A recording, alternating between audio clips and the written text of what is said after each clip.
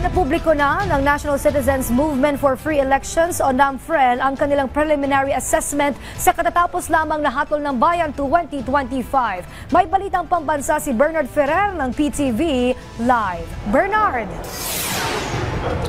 Princess, inilabas nga ng NAMFREL ang kanilang preliminary assessment sa katapos lamang na Hatol ng Bayan 2025. Kabilang dito ang peace and order situation sa ilang lugar sa bansa at ang mga isyong kinarap ng ACM, Automated Counting Machines.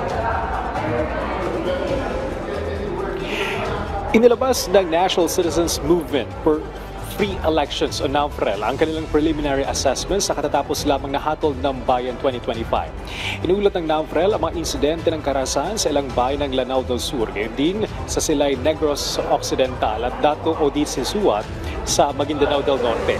Sa usapin naman ng Automated Counting Machines o ACM, nakatanggap ang NAMFREL ng mga ulat hinggil sa mga aberya sa iba't ibang presinto sa buong bansa. Kabilang sa karaniwang problema ay hindi pagtanggap ng mga balota dahil sa maduming scanner lens. Kailangan pangampunasan ito na umaabot na hanggang 20 minuto. Pagkabigo ng makina na tanggapin ang balota sa unang attempt at pagka-jam ng balota sa sanhi ng pagkasira o pagkagusot nito. Ang paper jam naman sa voter verified paper audit trail. Pagbagal ng ACM dahil umano sa sobrang init. May mga reklamo ring natanggap mula sa mga botante na nagsasabing nagkaroon ng overvote sa kanilang voter verified paper audit trail. Sa mismo mga presinto na puna ng NAMFREL ang mga kulangan ng vote secrecy. Sa ilang pagkakataon, ang mga miyembro ng Electoral Board ang siyang naglalagay ng balota sa ACM. Napasin din ang kakulangan ng ballot secrecy folder at ang pagkaantala ng pagboto ng ilang botante dahil sa hawak pa ng nasa linya ang mga folder. Samantala, nagkaroon din ng pagkaantala sa pagtanggap ng election returns mula sa mga server na itinalaga ng COMELEC para sa NAMFREL, PPCRV, media, partidong Lakas CMD o ang dominant majority at nationalista o ang dominant minority.